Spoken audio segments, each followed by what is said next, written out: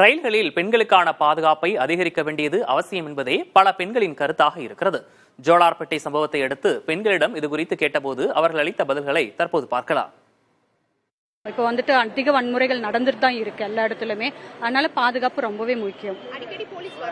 கண்டிப்பா கண்டிப்பா கண்டிப்பா கண்டிப்பா இருக்கணும்னு நினைக்கிறேன். ஏன்னா ஓடுற ட்ரெயின்ல தான் அதிகம் இதே வருது. ஏன்னா பெண்களுக்கு பாதுகாப்பு இல்லாம இருக்கிறது ஓடுற ட்ரெயின்ல தான். மற்றபடி சும்மா நிக்கிட்டு இருக்கும் போதெல்லாம் நிறைய பேர் கூட இருப்பாங்க. பட் ட்ரெயினுங்கும் போது இந்த லேடிஸ் கம்பார்ட்மெண்ட்ல எல்லாம் கண்டிப்பா போலீஸ் இருக்கணும்னு நினைக்கிறேன். முக்கால்வாசி இந்த வடக்கன் இண்டியன்ஸ் அவங்கலாம் வர்றதுனால ரொம்ப இதாக இருக்கும், ரஷ்ஷாக இருக்கும். எது நடந்தாலும் கொஞ்சம் சில மிஸ்பிஹேவ் பண்ணுவாங்க.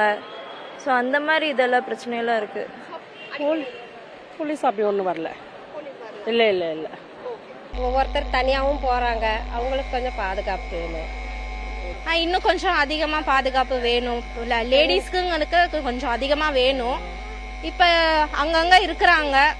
இங்கே இந்த ஸ்டேஷனில் கூட இன்னும் கொஞ்சம் போலீஸுங்க இருந்தால் நல்லா இருக்கும். இப்போ ஃபேமிலியாக போகிறதே எவ்வளவோ சேஃப்டி நினச்சிட்டு இருக்கோம். இன்னும் தனியாலாம் இந்த ட்ரெயின்லலாம் வர்றதுக்கே, அதெல்லாம் பஸ்ஸில் போகிறதுக்கே கொஞ்சம் கஷ்டம்தான். ட்ரெயின்லலாம் வரணும்னா தனியாலாம் இன்னும் வரவே முடியல. தனியாக போகக்கூடாதுன்னா இப்போ ஃபேமிலியோடயே நாங்கள் வரமே. பக்கத்தில் உட்காந்துருக்கக்குள்ள கூட பயம்தான் அது. ஓடும் ரயிலில் கர்ப்பிணிக்கு பாலியல் தொல்லை தந்த சம்பவம் குறித்து அறிக்கை அனுப்ப ரயில்வே காவல் படையினருக்கு சென்னை ரயில்வே கோட்ட அதிகாரி உத்தரவு பிறப்பித்துள்ளார். ஜோலார்பேட்டையில் பெண்கள் பட்டியல் ஏறி கருவுற்ற பெண்ணுக்கு பாலியல் தொல்லை தந்த நபர் கைது செய்யப்பட்டிருந்தாலும் இதில் உள்ள பாதுகாப்பு குறைபாடுகள் பல கேள்விகளை எழுப்புகின்றன. பெண்கள் பட்டியல் பாதுகாப்பை உறுதி செய்ய வேண்டியது யார்? படுக்கை வசதி கொண்ட பெட்டியில் மட்டும்தான் கண்காணிப்பு நடக்கிறதா? ஏற்கனவே குற்ற வழக்குகளில் சம்பந்தப்பட்ட நபர் மீண்டும் குற்றம் செய்ய ரயில் பெட்டியில் ஏறியுள்ளார் எனில் அவர் கண்காணிப்பு வளையத்துக்குள் இல்லாதது ஏன்? இது போன்ற கேள்விகள் எழுகின்றன. இந்த சம்பவம் குறித்து தமிழக ரயில்வே காவல்துறையினர் ஒருபுறம் விசாரணை மேற்கொண்டிருந்தாலும் ரயில்வே பாதுகாப்பு படையினரும் விசாரணை அறிக்கை அனுப்பும்படி சென்னை ரயில்வே கோட்ட அதிகாரி உத்தரவு பிறப்பித்துள்ளார். தமிழக அரசு அண்மையில் திருத்தம் கொண்டு வந்த பெண்களுக்கு எதிரான குற்றங்களுக்கான கடுமையாக்கப்பட்டுள்ள பிரிவுகளின் கீழ் வழக்கு பதிவு செய்யப்பட்டுள்ளது. இதனால் குற்றம் நிரூபிக்கப்பட்டால் கடும் தண்டனை கிடைக்க வாய்ப்பு இருக்கிறது. நிர்பயா நிதி திட்டத்தின் கீழ் புறநகர் ரயில் நிலையங்களில் சிசிடிவி கேமராக்கள் பொருத்தப்பட்டுள்ளன. ஆயினும் ஓடும் ரயில்களில் முன்பதிவு செய்யப்படாத மகளிர் பெட்டிகளில் சிசிடிவி கேமராக்களை பொருத்த வேண்டும் என்ற கோரிக்கை தற்போது வலுத்து வருகிறது. வந்தே பாரத் ரயில்களில் அனைத்து பெட்டிகளிலும் சிசிடிவி கேமராக்கள் உள்ளன.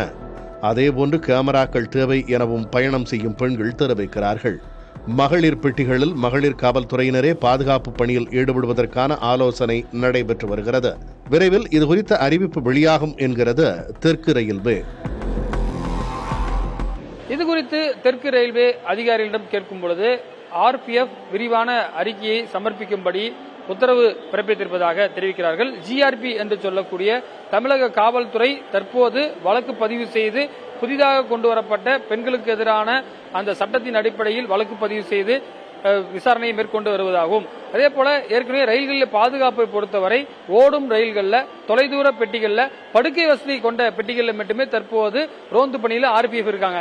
இந்த சம்பவத்தை தொடர்ந்து முன்பதிவு செய்யப்படாத மகளிர் பெட்டிகளிலும் ஒரு ரயில்வே போலீசார் பாதுகாப்பு பணியில் ஈடுபடுவதற்கான முயற்சியில் ஈடுபட்டு அதற்கான அறிவிப்பு ஒரு சில தினங்களில் வரும் எனவும் தெரிவிக்கிறார்கள்.